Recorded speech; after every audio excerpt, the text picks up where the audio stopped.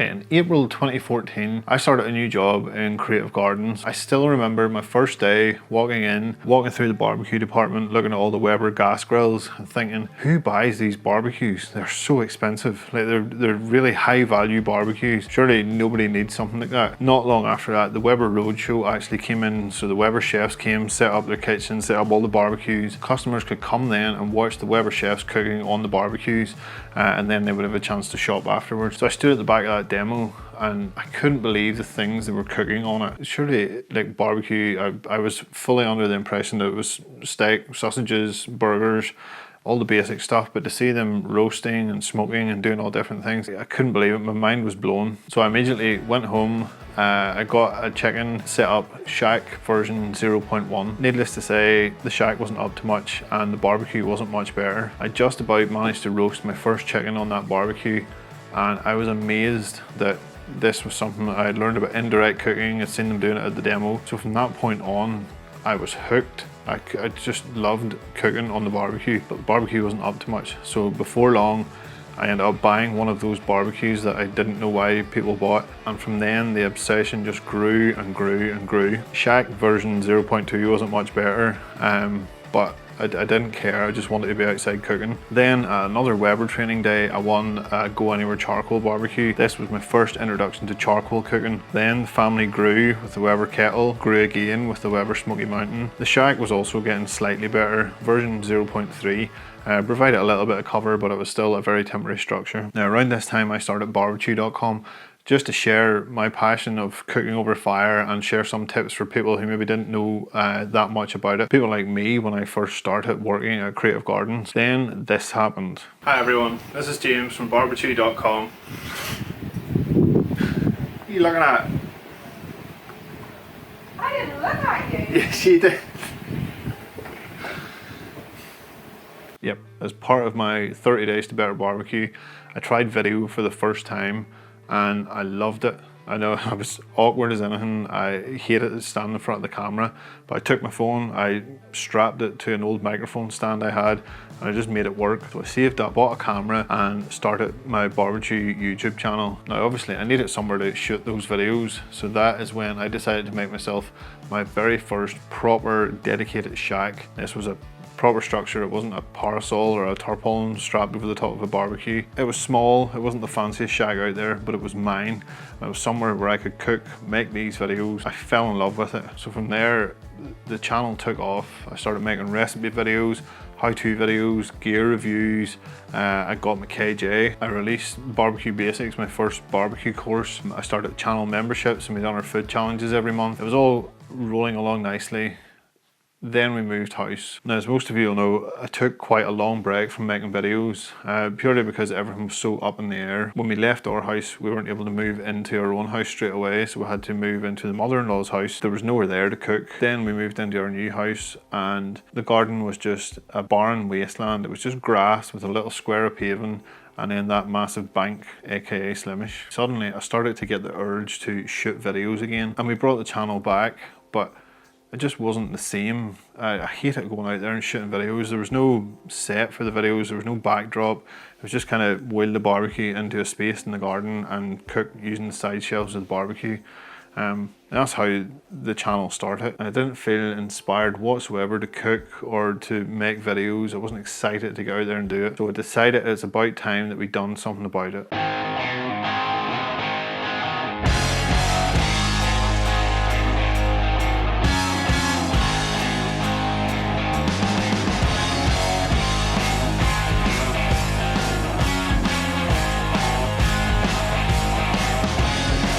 The aim of this series is quite simple. I want to turn the garden into somewhere that I'm inspired to go out and cook. I want to spend time in it. I want to fire up the barbecue, sit out in the shack, enjoy my day whilst cooking food. I want a place where I can shoot videos again and have everything to hand that I need. I want somewhere that we can bring the entire family around for a party if we want to, and everybody can enjoy themselves. There's space for everybody. Now, since Creative Gardens started this obsession of mine, I thought they were the perfect partner to bring on board for this project. But I know by bringing them on board, I'm getting the same quality and standards that I have in my own head. I have a vision of what I want it to look like and what I want it to be and what I want the entire I hate the word, but vibe of the garden is going to be. And I know they have everything we need to make it happen. Now, if you want to have a look for yourself, there's a link in the description of this video across to their website. We do ship to mainland UK and Ireland, so you don't have to be from Northern Ireland to order from them. Now, as the series goes on, I'll talk a little bit more about the items we picked for our garden, but they have a massive range of outdoor furniture, barbecues. They sell brands like Weber, Kamado Joe, Uni, and then they have a great range of like outdoor accessories and outdoor heating, not to mention plants. They are a garden centre, so of course they sell lots of plants. So creativegardens.com, the link is in the description below, but I think we need to crack on with our project and talk a little bit about the plans. In that initial video, the plan was that it would be kind of built here in front of this retaining wall for the bank. Then I got a few comments about digging the bank out, and that was an absolute no-no.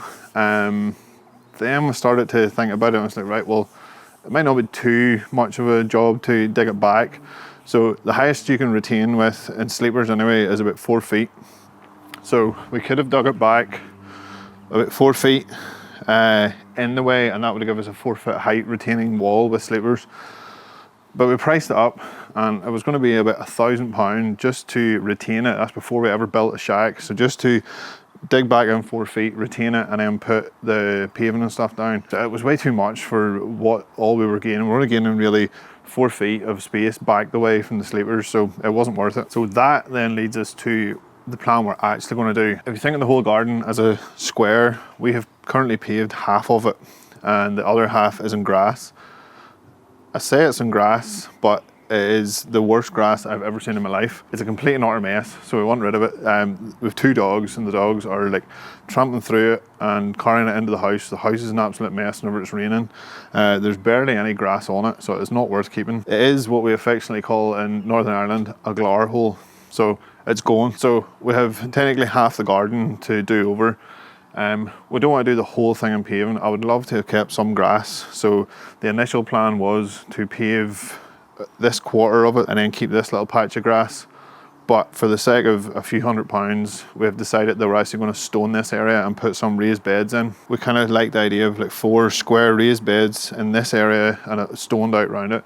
This area will be paved to match the rest of it. The shack will go in this section here, and it will face this direction. So you are currently looking at the view, kind of looking from the corner of the shack towards the area that will be in front of the shack. Back here then we want to do like a seating area. I want to put like a stove or something in here that can be moved about if I want it heating in the winter for the shack. It can be pushed up close to it and then give me a bit of heat. But the shack will look out in this direction. Okay, then that leads us on to Slimish itself. At the minute, it doesn't look great. Mostly it's what I like to call motorway planting. You kind of see it if there's them large banks at supermarkets or along the sides of motorways. The kind of stuff that's in this bank tends to be that kind of planting that they do. Plus it's quite an exposed area, so some stuff just isn't surviving. It's already died off. So we're going to change this over and we're going to go all kind of like architectural grasses and things like that there. So overall I'm kind of hoping that this will turn a garden that we hate using at the minute because it's such a mess. We don't want to be out in the grass. We do have a nice large paving area, but again, there's no shelter to cook under, so I just don't get any pleasure in it. So I'm kind of hoping that all these changes, setting up our new seating area, the new shack, decorating the bank a little bit, this is all going to make the garden a little bit more usable for us. Plus, it's going to make one killer set for our videos, and that's the main thing I want to get inspired by. I want to be excited about cooking in it again, so that's one of the main reasons I want to do this. So, first part is going to be an absolute grind, trying to get all the groundwork done. Guess there's nothing else for it.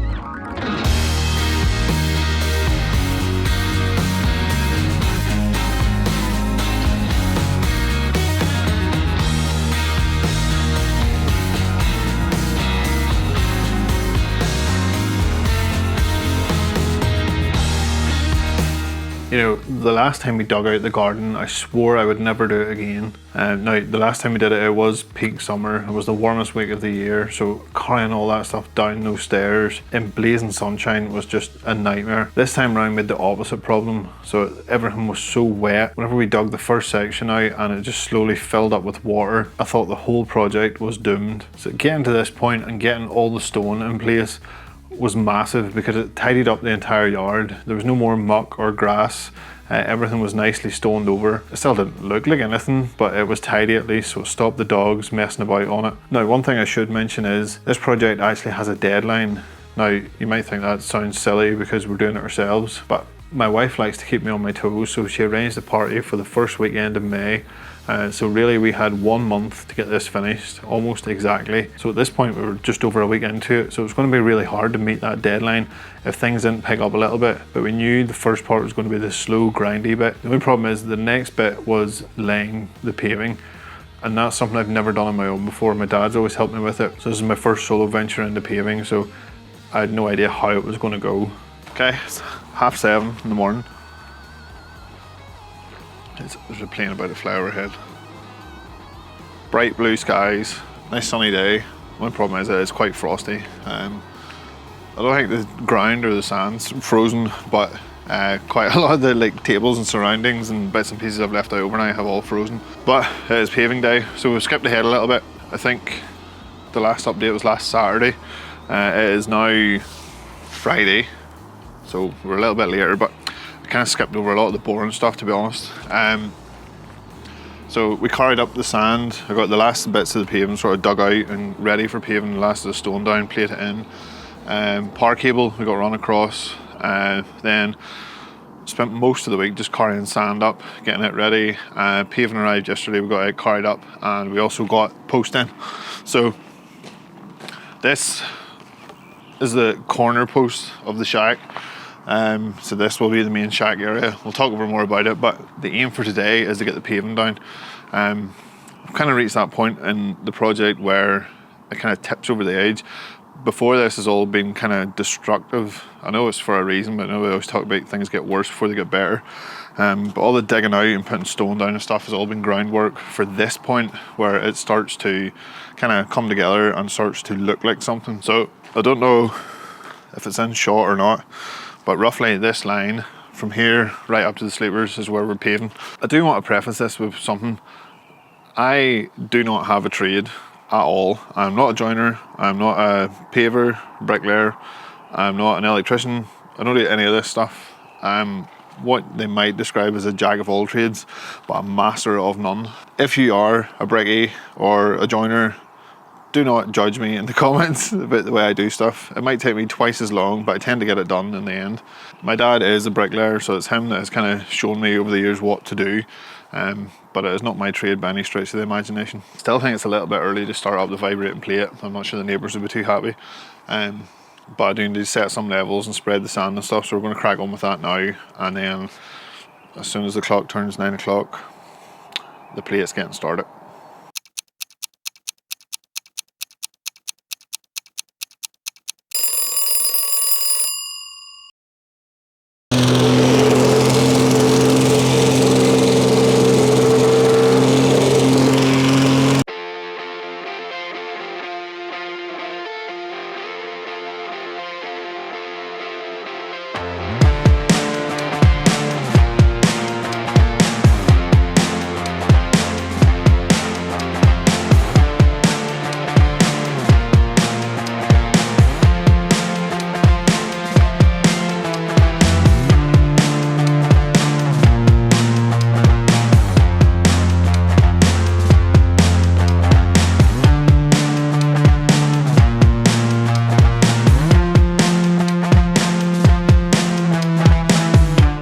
Okay, it's a new day. Yesterday was obviously, it was going well. I'd say I was actually quite enjoying it. Paving isn't my thing. It's the first time I've ever done it, like on my own, but I enjoyed it up until the point where it started raining. And then I was in the house for half an hour, out for half an hour, in the house for half an hour, out for half an hour. It was just a pain. And then trying to get all the cuts and stuff finished was, well, it was a stress. But anyway, Pretty much done. I have the edgings just to put in and to cement in, and then a little bit of curbs to do. And I think that is most of the hard landscaping done, which is kind of exciting. I want to get these bits finished with, because the next step is to actually start putting the frame up, and that is what is going to be the most exciting part whenever you start to see it all come together. So I think a couple hours today should finish the bits I need to do with the paving. Then I might see if I can get some framework done. If not today, tomorrow definitely. But that will be the exciting bit. Okay, we're on to the fun part of the build, and really the reason why we're all here, and that is actually putting the shag together.